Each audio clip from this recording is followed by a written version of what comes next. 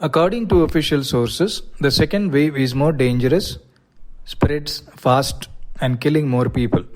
There are various reasons for it. Now, for the first time, the officials are confirming that it is airborne and not just a droplet infection, and anything that is airborne cannot be controlled.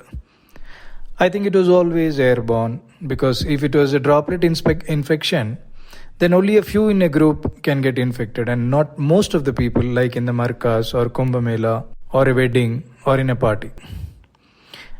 The dangerous and fast spread happened because people got fed up and decided to let their guard down, causing sudden spurt in cases.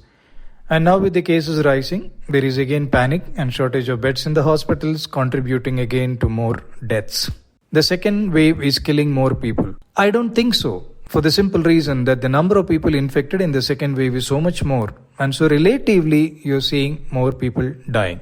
Vaccines. Though there are various reports and studies published about people getting infected even after the second dose, reports about people dying due to vaccinations, blood clot due to vaccines, mutations happening due to vaccines, long-term side effects of vaccine, the fear is so much that people will go for whatever is available to protect themselves. Arnica 200 is an over-the-counter medicine available in any homeopathic stores. Take it in the morning and bedtime from the day of the first jab for a week and then repeat it for the second jab too. This is a very, very safe medicine, and this could possibly reduce your chances of getting a clot post-vaccination. Best line of treatment once tested positive. I can only share here my experiences of treating more than 1,100 COVID patients and suspects. Number 1.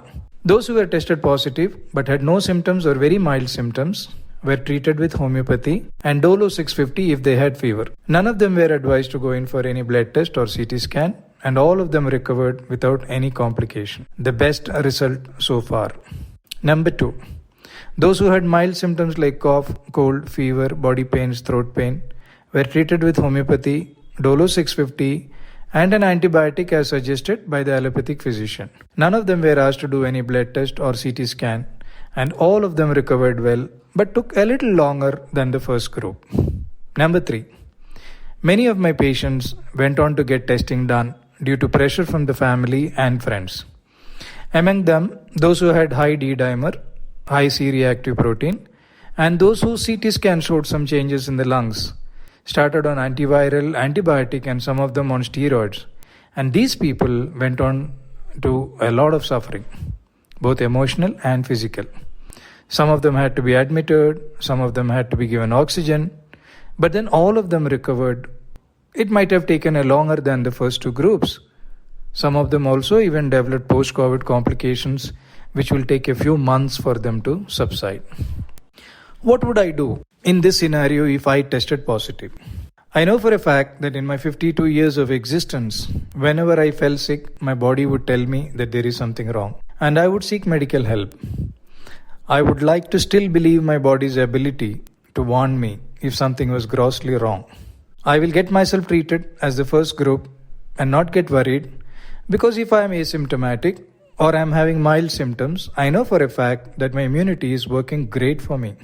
I will not unnecessarily compromise my immunity, which is doing a great job, by taking strong medicines. Hospital beds in most cities are full. This is happening because of unnecessary admissions due to fear, and this is unfortunately adding on to the pandemic and denying help for those who really needs.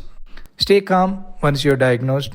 Be in telephonic touch with your allopath and your homeopath, and make sure you don't panic, because when you are in panic, the doctor treating you will not take chances with you. He will just ask you to get admitted. Use your common sense and logic. Look at what is happening around you. Look at the number of people who are recovering without any complications, which is almost 99%. Don't fall for the 1% who are suddenly dropping dead. These might consume you forever. Take care and stay safe. Follow the guidelines laid down by the government.